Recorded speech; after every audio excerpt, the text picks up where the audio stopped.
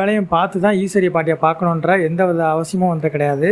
ஆனாலும் நம்ம கோபி வந்துட்டு அவரோட கௌரவத்தை விட்டு கொடுக்காம பாக்கியா வந்துட்டு என்ன பண்ணுறாங்களோ அதே மாதிரியே வந்து நம்மளும் பண்ணி அதுக்கப்புறமா நம்மளோட அம்மாவை பார்த்துக்கணும்னு நினைக்கிறது எந்த அளவுக்கு முட்டாள்தனத்தை குறிக்குது அப்படின்றத லைக் பண்ணி வீடியோக்கு தெரிவிங்க.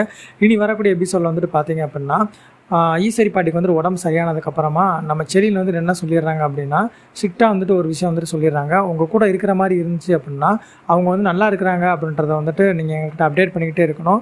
இல்லை அப்படின்னா வந்துட்டு அவங்க எங்கள் கூட இருந்தாலே அவங்களுக்கு பெட்ரு அப்படின்ற மாதிரி வந்துட்டு சொல்லிடுறாங்க. இங்கே இருக்கிற வரைக்கும் வந்துட்டு அவங்களுக்கு சரியாக தான் வந்துட்டு சாப்பாடு எல்லாமே கொடுத்துட்டு இருந்தோம். ஆனால் வந்துட்டு அங்கே போனதுக்கப்புறமா வந்துட்டு டோட்டலாக வந்துட்டு மாறிட்ட மாதிரி தெரியுது. இங்கே இருக்கும்போது தெளிச்சு வந்துட்டு நல்லாவே இருந்தது. அங்கே போனதுக்கப்புறமா அவங்க முகத்தில் வந்துட்டு அவ்வளோ தெளிச்சு வந்துட்டு இல்லை, சரியாக மாத்திரை சாப்பிட்றாங்களான்னு கூட தெரியலை அப்படின்னு சொன்னதுக்கப்புறமா அவங்க வீட்டை வந்துட்டு சத்தம் போடுறாரு. ராதிகா அவங்க அம்மாவையும் இனிமேல் வந்துட்டு நீங்கள் எதுவுமே வந்துட்டு பேச வேணாம், எதுவுமே வந்துட்டு சொல்ல வேணாம். எங்கள் அம்மா வந்துட்டு நான் ஃபுல்லாக கவனிச்சிக்கிறேன், நீங்கள் எதுவுமே வந்துட்டு கொடுக்க வேணாம், அவங்களுக்கு நான் வந்துட்டு கவனிச்சிக்கிறேன் அப்படின்னு சொன்னதுமே ஈஸ்வரி பாட்டி வந்துட்டு அப்புறம் கூட இருக்கிறதுக்கு ஒத்துக்கிறாங்க. ராதிகாவும் அவங்க அம்மா வந்துட்டு பார்த்திங்க அப்படின்னா எந்த ஒரு வம்பு இழுக்க வேணாம் அப்படின்ற ஒரு கான்செப்டில் வந்துட்டு இருக்கிறாங்க. ஒரு வேளை வந்து ராதிகாவோட அவங்க அம்மா வந்துட்டு ஈஸ்வரி பாட்டி வழியில் வந்துட்டு குறுக்கிட்டாங்க அப்படின்னா ராதிகா வந்துட்டு வைவாங்க. ஸோ நம்ம தான் வந்துட்டு வீட்டை விட்டு வெளியில் போகணும் அப்படின்றது தெரிஞ்சே வந்துட்டு ராதிகாவோட அவங்க அம்மா வந்துட்டு இந்த விஷயத்தில் வந்து தலையிடாமல் இருக்கிறாங்க. ஆனால் பெரிய வேலை யாருக்கு அப்படின்னு பார்த்திங்க அப்படின்னா நம்ம கோபிக்கு தான். அவர் கண்டிப்பாக சமாளிச்சிட்டாங்க அப்படின்னா ஈஸ்வரி பாட்டி வந்து கூட வச்சுக்குவாங்க.